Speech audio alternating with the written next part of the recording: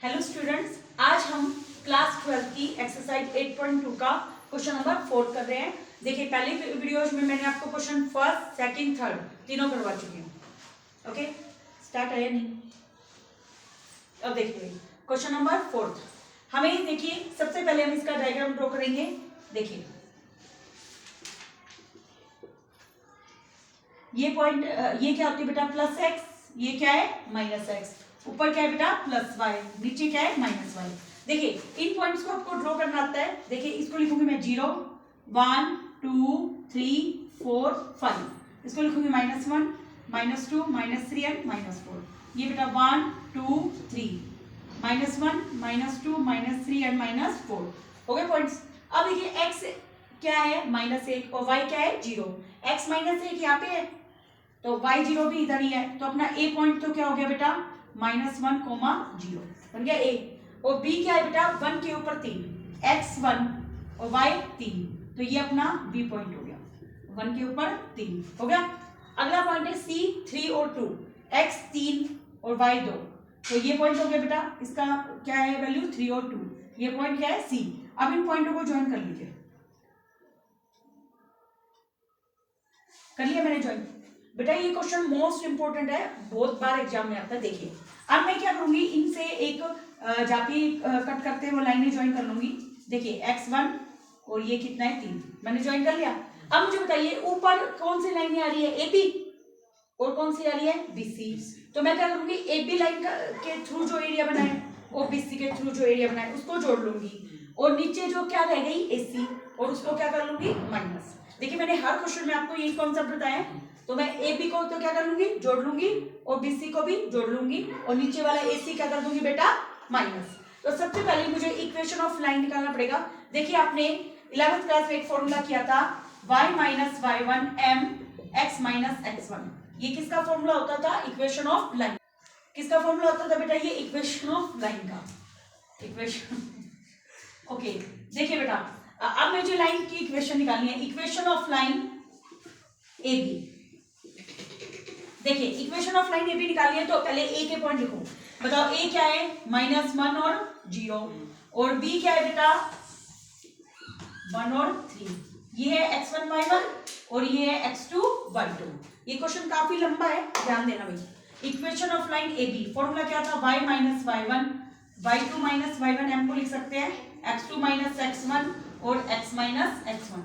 y minus, देखिए y1 कितना है अपने पास? 0। y2 कितना है अपने पास? 3। और y1 कितना है? 0। x2 कितना है? 1। और x1 कितना है बेटा? -1। तो माइनस माइनस का 1, x माइनस x1 कितना है बेटा? -1। हो गया यहाँ तक। अब देखिए, आ गया y 3, 1 और 1 कितने हो गए बेटा? 2, और x माइनस माइनस +1, इतना आ गया। अब मैं 2 को मल्टीप्लाई में भेज दूंगी। 2y = 3x प्लस में 3, तो 2y - 3x। देखिए, यहां से मैं y की वैल्यू निकाल लेती हूँ। किसकी वैल्यू निकाल लेती हूँ? y की वैल्यू क्या आ जाएगी? 3x + 3/2। y की वैल्यू क्या आ गई बेटा? 3x + 3/2। ये क्या है? Equation of line. देखो, इसके ब्रैकेट में लिख देती हूँ बेटा मैं, इक्वेशन ऑफ लाइन AB। इतना आ गया आपको। देखिए आगे, अब मुझे BC की निकालनी है, तो B और C के पॉइंट लिखो। देखो, अब मैं यहाँ पे हेडिंग डाल दूंगी, equation of line BC। Okay, B point कितना है बेटा? 1 और 3, और C पॉइंट क्या है अपना? 3 और 2। तो देखिए, ये है हमारा x1 y1 और ये हमारा x2 y2। तो सेम वैसे निकालेंगे, y - y1 y2 - y1 divide में x2 - x1 और x - x1। y - y1, y1 कितना बेटा? 3। y2 कितना अपना? 2। और y1 कितना बेटा? 3। डिवाइड में x2 कितना है? 3। और x1 कितना बेटा? 1। x - x1 कितना बेटा? 1। हो गया।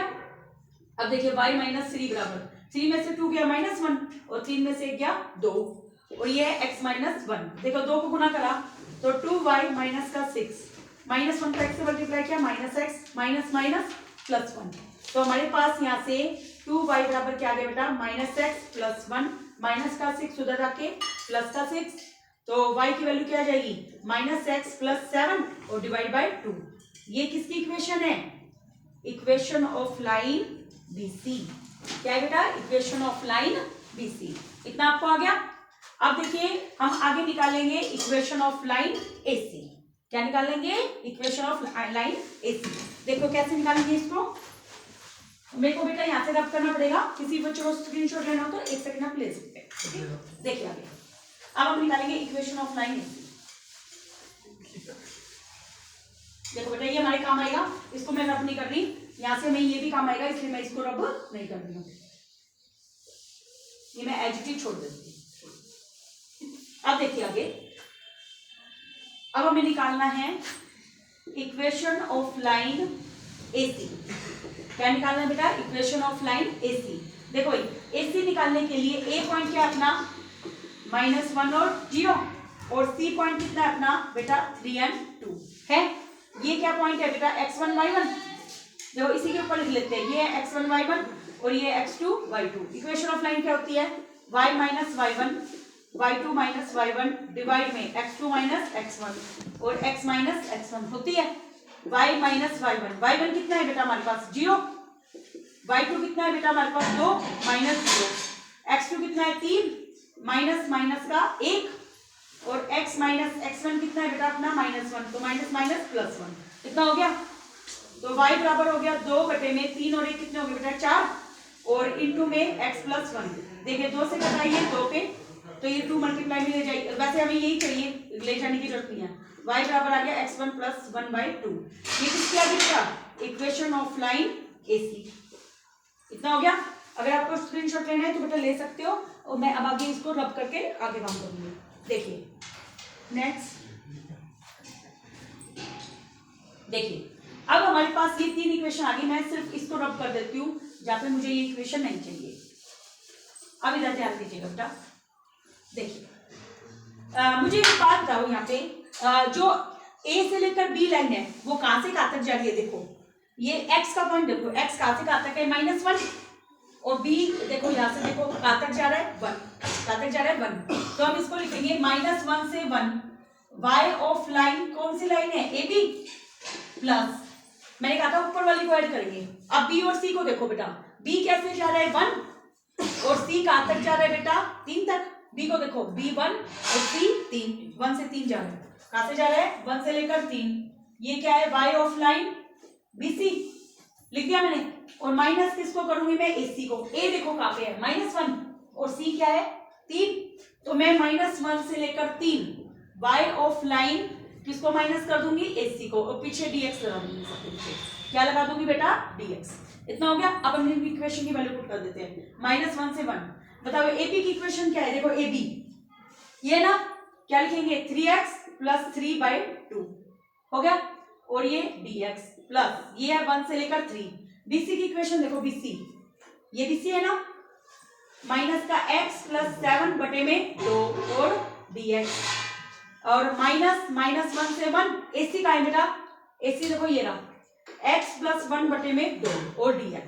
अब मैं इसको रब कर देती हूँ यहाँ से नीचे वाला पार्ट, क्योंकि हमें नहीं चाहिए। अब देखना, अब देखो बेटा कैलकुलेशन को इजी बनाना हमारे हाथ में होता है। अब इसमें मैं कैलकुलेशन को इजी कैसे बनाऊंगी, ध्यान देना। देखिए हमने वैल्यू पुट कर दी, -1 से कहा गए थे, यहाँ पे हम 3 तक गए थे।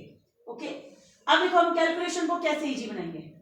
देखिए सबके नीचे 2 2 है या नहीं है, इसमें 3 कॉमन आ रहा था, सबके नीचे 2 2 है, तो मैं 2 को बाहर ले लेती हूँ, 1/2 को मैंने सबके नीचे बाहर ले लिया।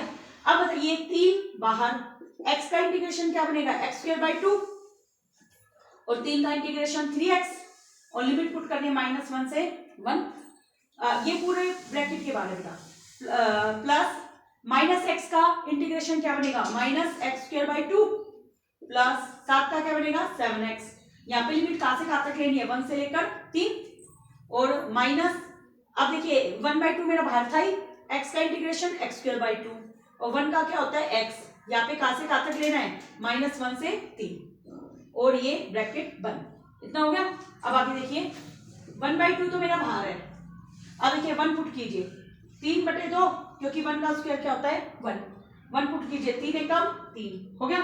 अब हम क्या करते हैं, अपर लिमिट में से लोअर लिमिट क्या करते हैं माइनस, तो -3/2 और -1 का स्क्वायर -3 गुना में -1, इतना हो गया। अब आगे देखिए ये 1/2 बेटा सबके साथ बाहर है, ठीक है, प्लस ये बताइए 3 पुट करूंगी, माइनस बाहर, 3 का स्क्वायर 9 बटे में 2 और 7 3 जा कितने हो गए 21 हो गए। अब देखिए 1 माइनस बाहर माइनस माइनस प्लस 1 का स्क्वायर 1 1 बटे 2 और माइनस करना है तो 7 1 जा 7 हो गया यहाँ तक। अब ये देखिए माइनस बाहर है, ये बताइए 3 पुट करूंगी 3 का स्क्वायर 9 9/2 और प्लस में 3 1 जा 3 और लोअर लिमिट को माइनस करूंगी माइनस 1 का स्क्वायर 1 1 बटे 2 और माइनस का 1 है ना और प्लस का 1 क्यों होगा क्योंकि माइनस करना है माइनस के 1 को, तो क्या बन गया बेटा +1। इतना क्लियर हो गया आपको। अब देखिए थोड़ा सा मैं उधर से बोर्ड को रख कर देती हूँ डायग्राम को और यहाँ पे हम कैलकुलेशन करके इसका आंसर निकाल देते हैं। देखिए मुझे एक बात बताइए, यहाँ पे देखो बेटा 1/2 सबके बाहर था, 1/2 को मैंने एज इट इज लिख दिया। अब देखो इसकी कैलकुलेशन देखो माइनस माइनस क्या बनेगा प्लस, बताइए 3/2 और 3/2 मतलब 1.5 और 1.5 कितने हो गए 3 और 3 में 3 जोड़ा 6 माइनस माइनस प्लस 6 और 3 कितने हो गए 9। इजी कैलकुलेशन होगी, इसका आंसर हो गया हमारा 9 हो गया। नेक्स्ट देखिए ये कितना बेटा 21 है ना 21 और ये -7 21 में से 7 गए तो कितने बचते हैं 14 बचते हैं। अच्छा 14 में से 9 और 1 10 को 2 से भाग किया 5 तो 14 में से मैं क्या घटा रही हूँ एक तरीके से 5 तो कितना बचा बेटा 9, कितना बचा यहाँ पे भी 9 तो ये है प्लस में 9। आगे देखिए 3 और 1 कितने होते बेटा 4 और 9 में से 1 घटाया तो 8 को 2 से भाग किया 4 और 4 में मैं क्या जोड़ रही हूँ अगेन 3 और 1 4 तो 4 और 4 कितने हो गए 8 कितने हो गए बेटा 8 प्लस 8। देखो प्लस नहीं है लेकिन ये प्लस में -8 आएगा क्यों क्योंकि बाहर किसका निशान है माइनस का, किसका निशान है बेटा माइनस का। मुझे बताइए 9 9 कितने होते हैं 18 में से 8 गए तो कितने बचे 10 को 2 से डिवाइड किया 5। अपना आंसर मैच कीजिए कि क्या आंसर ठीक है या हमारी कई कैलकुलेशन में गड़बड़ हो गई। मैच कीजिए 5 स्क्वायर यूनिट।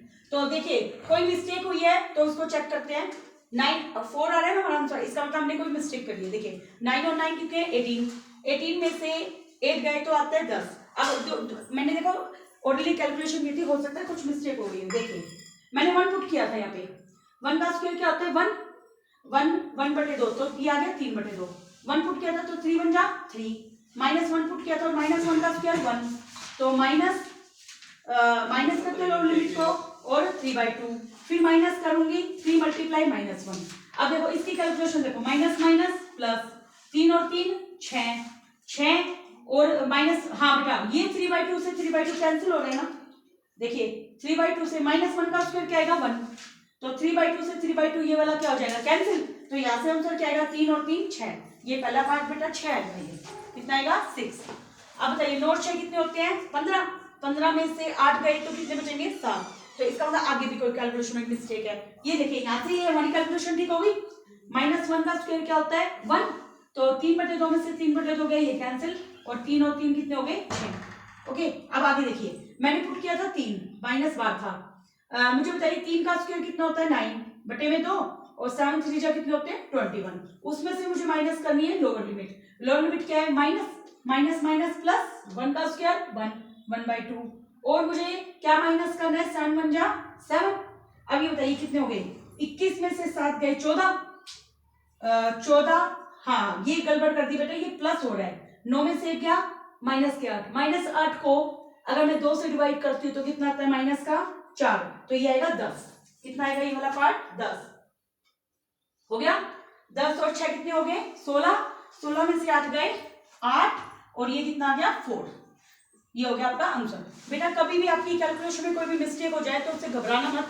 आपकी देखो कैलकुलेशन आपकी फेयर होनी चाहिए, जो आपने लिखा है उसी को एक बार चेक कर लीजिए ठीक है। ऑर्डरली कैलकुलेशन में क्या कुछ गड़बड़ भी हो जाती है तो आप इसको वैसे भी लिख के कर सकते हो। थैंक्स फॉर वॉचिंग बेटा। अगर आपको मेरा चैनल पसंद आ रहा है तो please like share and subscribe कीजिएगा। Thank you very much.